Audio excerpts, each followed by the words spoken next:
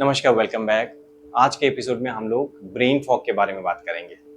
देखिए, brain fog या mind fog ये एक टर्म बहुत ही कॉमनली यूज़ किया जाता है। मेरे क्लिनिक में या हॉस्पिटल में काफ़ी यंग लड़के भी आते हैं जो बोलते हैं कि मुझे ब्रेन फॉग हो गया है। तो उसका लक्षण क्या है? ब्रेन फॉग का जो लक्षण है, ज़्यादातर हमारे ब्रेन में, हमारे जो मस्तिष्क हैं उसमें अटेंशन पावर या आपको कंसंट्रेशन पावर को इम्पेयर करते हैं।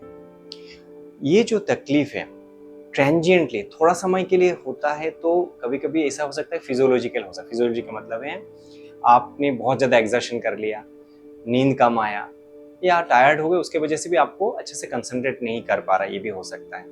तो ये रेस्ट के बाद या अच्छे से नींद के बाद ठीक हो सकता है। लेकिन ये जो लक्षण है परसिस्टेंट रहेगा, तो ये एक प्रकार का चिंता का विषय है। ये लक्षण क्या है? अर्ली स्टेज में ये हो सकता है कि आप जो चीज़ है, जो थिंकिंग कैपेसिटी है, जो पहले जितना फास्ट करते थे, सोचते थे, डिसीजन मेकिंग था, वो सारा आपका इम्पेयर्ड हो रहा है।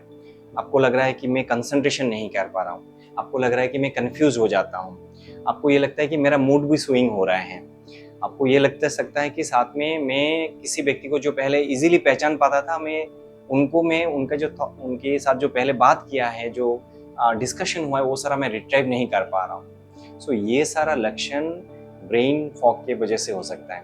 Although brain fog is a term जो कि आपको मेडिकल टर्म में इतना अच्छा से एक्सप्लेन नहीं किया गया, बट वेरी फ्रिक्वेंटली इसको हम लक्षण जब बोलते हैं, स्पेशली यंग जनरेशन में काफ़ी यूज़ किया जाता है। इस तरह का जो लक्षण क्यों होता है, जो तकलीफ क्यों होता है कि हमारे जो ब्रेन के जो नसें हैं वो अच्छे से काम नहीं कर रहे, उसकी वजह से हो सकता है। उसका कारण क्या हो सकता है? उसका कारण ये हो सकता है कि शरीर में जो केमिकल्स हैं, स्पेशली जो सोडियम का मात्रा हो, मैग्नीशियम का मात्रा हो, वो ऊपर या नीचे हो जाए।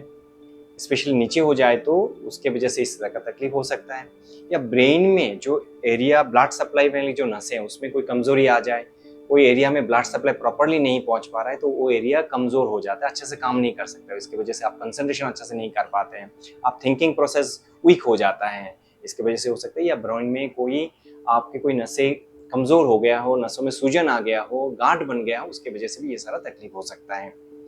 इस लक्षण के साथ आपको चलने में कोई तकलीफ हुआ हो, जैसे लड़खड़ाना या बोलने में तकलीफ हो रहा है, बहुत ज़्यादा चक्कर आ रहे हैं, सर दर्द हो रहा है, तो ये सारा रेड फ्लैग साइंस है। इसको आप इग्नोर ना करें। तो आप आपके न्यूरोलॉजिस्ट या आपके जो डॉक्टर हैं उनको जरूर सलाह करिए। और इस विषय में आपको कोई जानकारी और चाहिए तो आप ज़रूर हमें कॉन्टेक्ट कीजिए। अगले एपिसोड्स में हम लोग बात करेंगे कि इस तरह का ब्रेन फॉग है तो इसको कैसे हम प्रिवेंट कर सकते हैं, उसका ट्रीटमेंट क्या है। नमस्कार।